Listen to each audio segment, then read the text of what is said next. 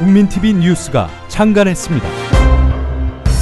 빠르고 정확한 뉴스, 국민TV 뉴스의 텍스트 버전을 여러분 앞에 내놓습니다. 국민TV 라디오의 각종 콘텐츠를 이제는 읽으실 수 있습니다. 뉴스.국민.tv, 국민TV 뉴스에서 세상의 모든 뉴스와 만나세요.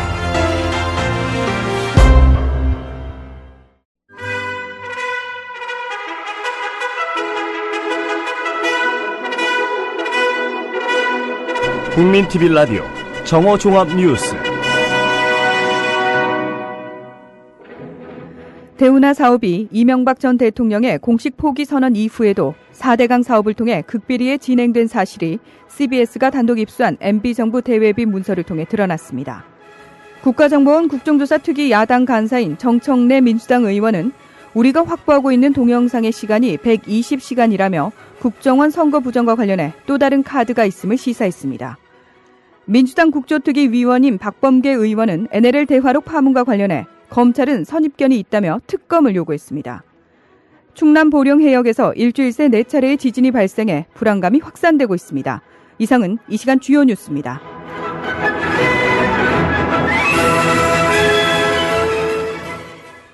(7월 30일) 화요일 국민TV 라디오 정오종합뉴스 첫 소식입니다.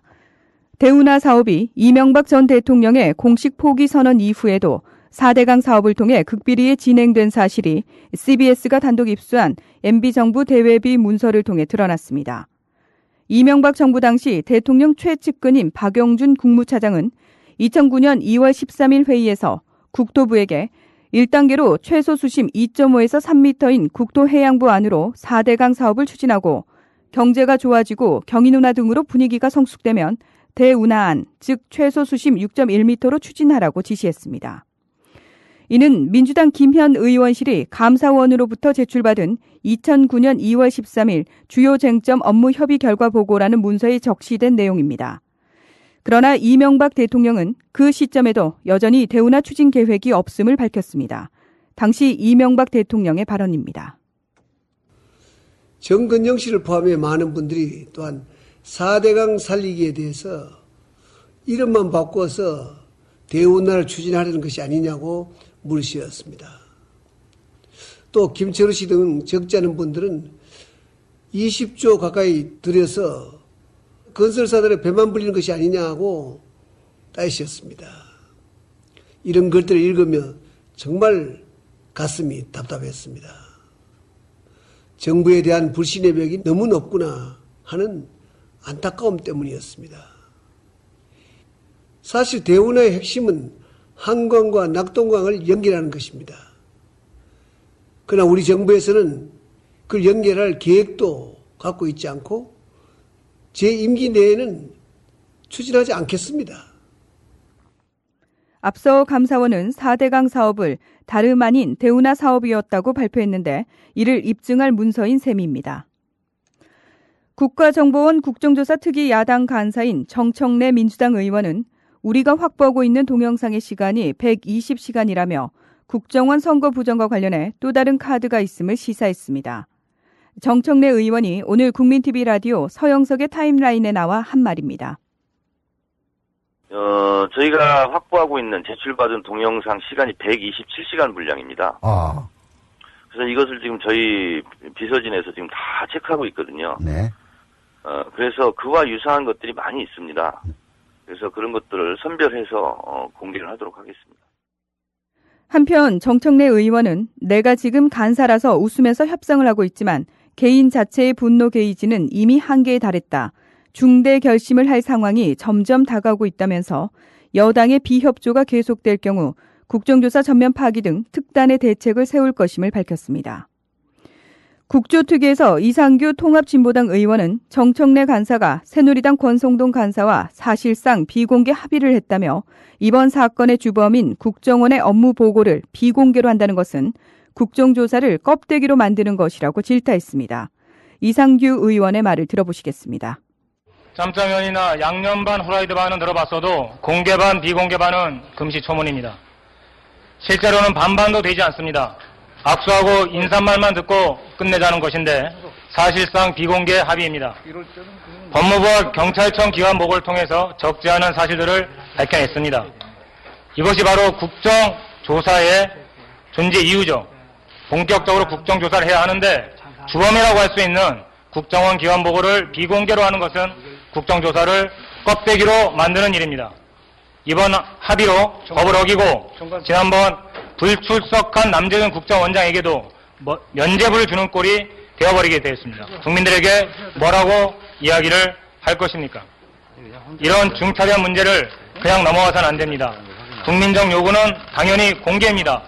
위원회 차원에서 처음부터 다시 논의할 것을 제안합니다.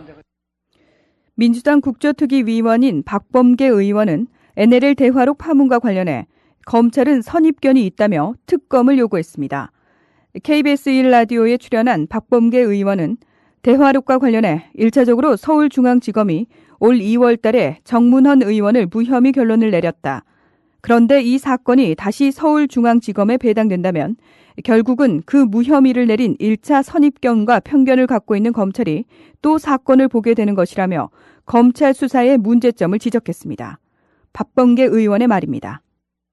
특검이 중요합니다. 왜냐하면 대화록과 관련돼서 1차적으로 서울중앙지검이 올 2월 달에 정문헌 의원을 무혐의 결론을 내렸습니다. 예. 저희들은 그 결론에 승복하지 않습니다. 그런데 이 사건이 다시 서울중앙지검에 배당이 돼서 본다면 결국은 그 무혐의를 내린 1차 선입견과 편견을 갖고 있는 검찰이 또 그 사건을 보게 되는 거거든요.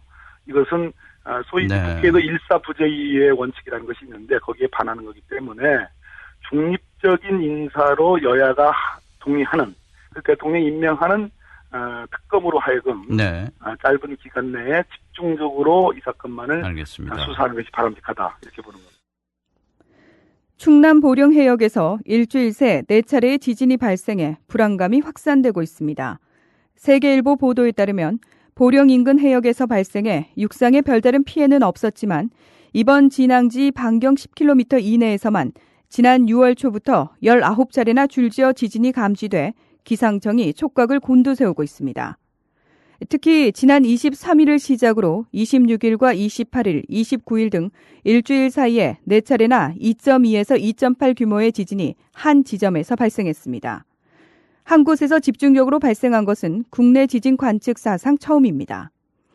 기상청은 파장 분석 결과 핵실험 등에 의한 인공 지진은 아니라면서도 아직 명확한 원인을 밝히지 못하고 있습니다. 자연 지진일 경우 일단 2011년 발생한 동일본 대지진의 여파일 가능성이 높게 점쳐지고 있습니다. 일본 나가노현 중앙알프스 등반에 나섰다가 조난당한 한국인 등산객 5명 중 3명이 숨진 채 발견됐습니다. 일본 현지 경찰은 오늘 새벽 5시쯤 중앙알프스 히노키오봉 부근 해발 2850m의 고지대에서 78살 박문수 씨의 시신이 발견됐다고 밝혔습니다. 니가타 주재 한국 총영사관 관계자는 또 다른 사망자 한 명은 시신 100m 옆에서 발견된 배낭에서 72살 이군수 씨의 여권이 나와 이 씨로 추정하고 있다고 말했습니다. 나머지 한 명은 신원을 확인 중입니다.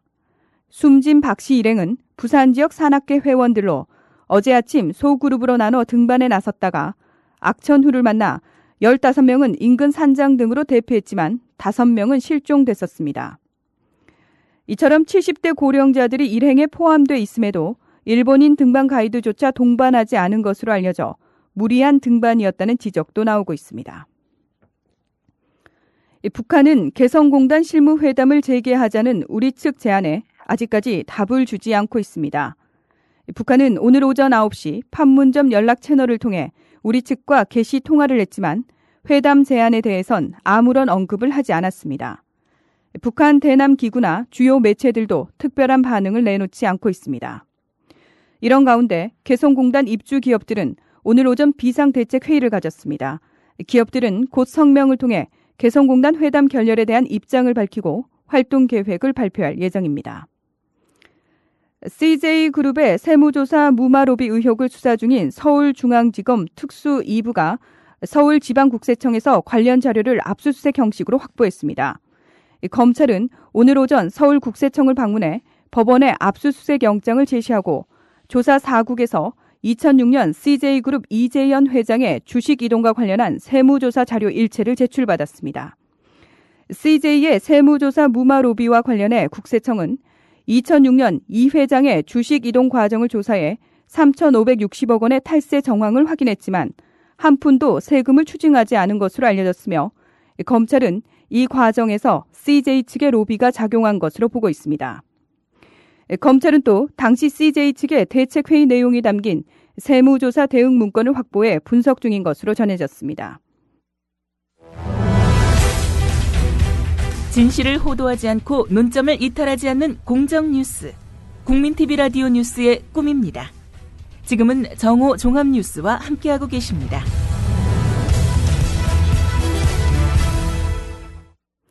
국민TV 라디오 논평입니다.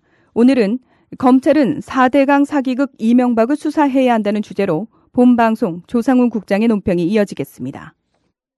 이명박 정부가 전개했던 4대강 사업이 대국민 사기극이었다는 것이 재확인됐습니다.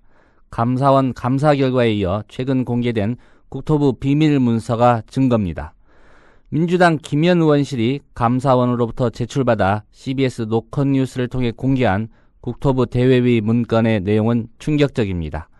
2009년 2월 13일 4대강 살리기 기획단장이 작성한 주요 쟁점 업무협의 결과 보고 문서에는 1단계로 국토부 안으로 추진하고 경제가 좋아지고 경인운하 등으로 분위기가 성숙되면 대운하 안으로 추진이라고 기재되어 있습니다.